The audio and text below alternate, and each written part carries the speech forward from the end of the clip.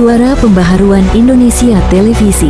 Dari hasil investigasi Suara Pembaharuan Indonesia di beberapa pabrik kawasan industri Cikarang, Bekasi, dapat disimpulkan bahwa tidak ada satupun pabrik pada saat menerima karyawan baru dilaksanakan dengan sistem seleksi murni tanpa bayaran, atau semua pabrik di kawasan industri Cikarang, Bekasi dengan sengaja membiarkan kejahatan pungutan liar yang dilakukan oleh pihak ketiga, perusahaan penerima tenaga kerja atau kerja sama organisasi masyarakat dengan RT atau RW juga tokoh masyarakat setempat.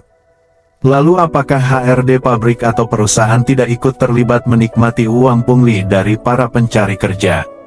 Hasil wawancara tim Suara Pembaharuan Indonesia dengan seorang buruh pabrik yang bernama Joni, bukan nama sebenarnya. Ketika tim bertanya apakah pihak perusahaan mengetahui adanya pungutan liar pada saat penerimaan buruh pabrik, sedikit berpikir sejenak Joni lalu menjelaskan.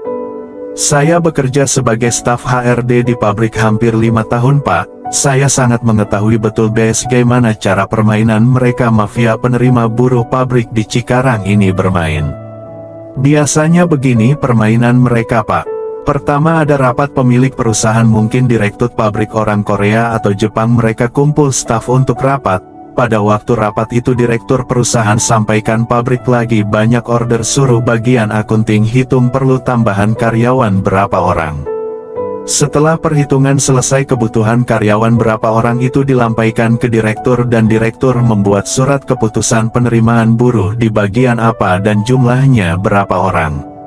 Surat keputusan ini ditujukan kepada HRD perusahaan sebagai eksekutor penerima karyawan.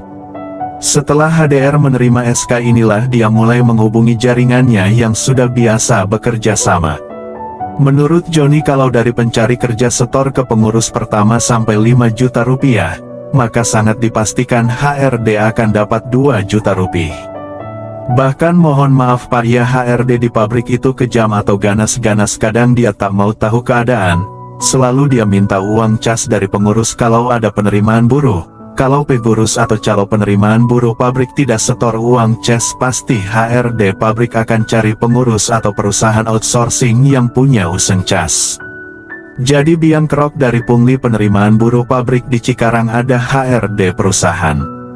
Kalau pemilik perusahaan orang-orang Korea atau Jepang itu tidak tahu ada pungutan liar, apalagi mereka orang asing, sangat takut mereka.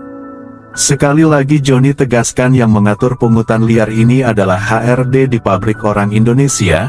Dia tidak pernah merasa kasihan makan uang orang susah para pencari kerja buruh pabrik itu.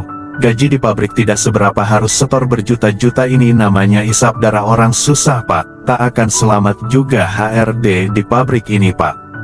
Direktur Law Firm Garuda Nusantara Abdul Rahman, sarjana hukum, magister hukum, mengatakan pungutan liar di beberapa kawasan industri Jakarta, Bekasi, Tangerang, dan Bogor sudah sangat meresahkan. Sangat dipastikan sindikat ini bekerja melalui satu rantai jaringan dari pabrik HRD dengan perusahaan outsourcing atau dengan organisasi masyarakat yang dibacking oleh oknum aparat penegak hukum. Semuanya ini satu kesatuan yang harus ditangkap oleh polisi. Modus yang digunakan sindikat ini adalah dengan meminta sejumlah uang administrasi yang nilainya jutaan rupiah. Hal ini sudah biasa bagi mereka. Sebetulnya kalau mau diberantas hal ini sangat mudah, tinggal kepolisian mau atau tidak mau saja. Menurut Abdul Rahman, calo buruh pabrik atau jaringan pungli ini dapat dijerat dengan pasal 372 Kitab Undang-Undang Hukum Pidana tentang penipuan dan penggelapan dengan ancaman kurungan penjara 4 tahun. Jika polisi serius sangat mudah untuk menangkap sindikat ini, tutup Abdul Rahman.